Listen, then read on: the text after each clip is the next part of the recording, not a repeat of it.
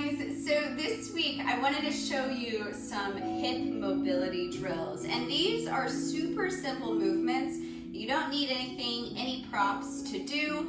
If you have yoga blocks or if you have like a bolster or something, you're welcome to use it, but you won't really need to. All of these are going to be easy enough to do without any props necessary. So the first thing that I'm going to have y'all start with is just a simple cat-cow. I'm going to break down the importance of really noticing what your hips are doing in a cat-cow, and then we're going to go from there. So you're going to come on to all fours. Now as you are in cat-cow, on all fours, you're going to be pushing the ground away actively. So it's not just a passive, I'm on all fours. You need to actually be pushing the ground away. It's almost like you're really extending that scapula in your back. And so this is essentially like a scapula push-up. If you don't know what a scapula push-up is, I'll probably do a video on it when I talk about your spine and a healthy back. But you're going to push the back up and away, really rounding that back. Your knees are hip width apart. You're going to tuck your tailbone to start, and that's really where I want the movement to always generate from. So my tailbone is tucking under, and then I'm allowing the movement to come up my spine, and then I tuck my chin into my chest. I breathe, and I start to generate that movement from my hips, pushing my tailbone out, letting it come up my spine, and bringing it all the way through, looking up towards the ceiling. So I want you to really notice, start every movement with your hips, tucking it in, bringing it up, tucking that chin, generating that movement from my hips again, letting it come up my spine, and all the way looking towards the ceiling. I would do about 5 rounds of those just to get your spine a little warmed up and your hips as well. Once you're done with that, you're going to go right into a kind of hip rotation. This ends up being a little bit of an ab movement, so if your abs feel a little bit of a burn afterwards, that is totally normal. You're going to be in the same position. Tuck your tailbone just a little, so it's not as extreme as a regular cat-cow, but it's just tucking your tailbone under, keeping your core tight as you do this.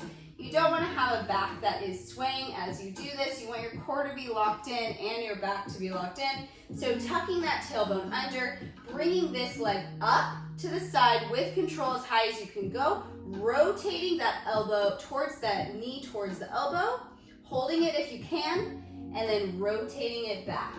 Breathe. I'll let my back sink as I rest. Reset, tuck that tailbone, rotate in and out. Trying to keep your hips level as you do this, so I'm not letting them like sway open to the side. I want them to stay relatively level. I'm just using my muscles, my hip to lift, circle in, and circle back out. All right, I would do maybe about 10 per side before moving on. And you can do it also bringing it in like this, rotating it out.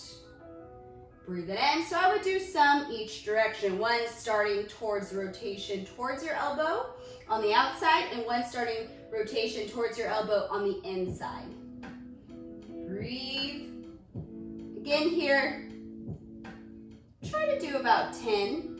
I would say 10 rotations per side would be really good to do. Just start with that. If you could start with 5 or 8 though, that's also really good. Now, similar in nature with bringing your leg up, the reason you want to do those hip rotations first is because we're going to go into a lizard after this, and we're going to do a little bit of a rotation with it. So as we're doing this, you're going to be on all fours. You need to make sure that you can rotate that hip into that position. That's why those rotations are so important. So definitely you want to do some of those rotations before you jump into the lizard. If you've never done it before, if you've done lizard before, you'll probably be more familiar with it, so you don't have to do quite as many rotations. So on all fours, I take my same side that I started with, my right side, I'm rotating it out. This time I'm putting my foot down. Now sometimes our foot gets stuck back here. All you gotta do, pick it up, drag it all the way forward. Okay, otherwise it's a smooth rotation up and over. Foot comes over next to your hand. Now this isn't quite full lizard, so if you would like to, you can come up onto these toes and make it a little bit more challenging, or you can stay on your knee. If you stay on your knee, you might want to pop it back just a little bit so you can get a nice angled line from this back hip. Now notice I'm not letting my knees come over my toes in this one.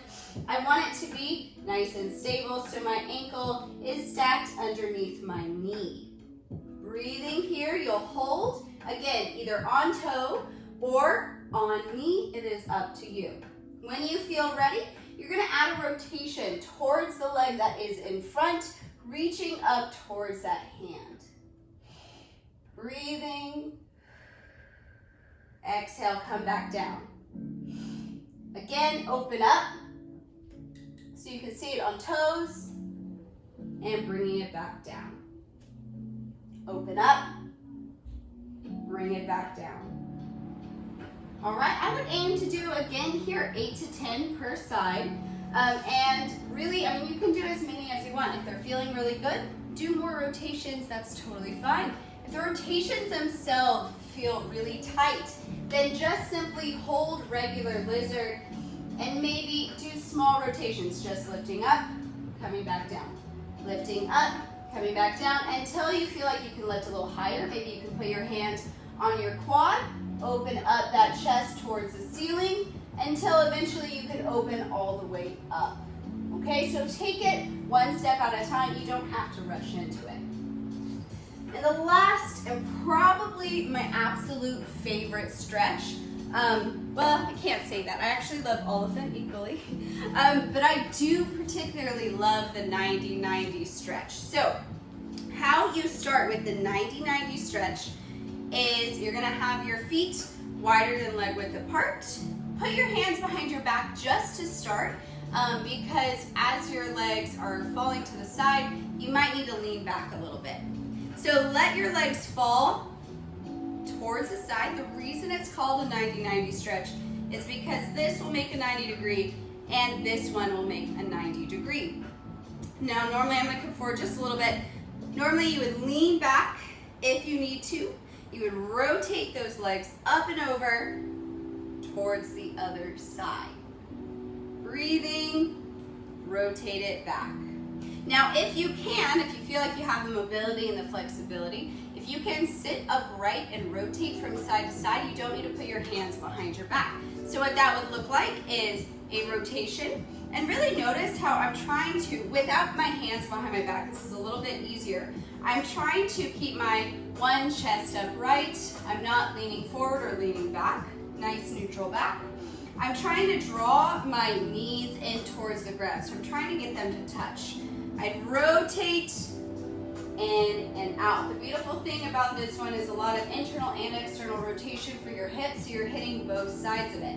In fact, this particular movement I do in place of pigeon often because it is a little bit more accessible for most people, even including myself. It is something that I feel is way more comfortable and I will be more likely to do it.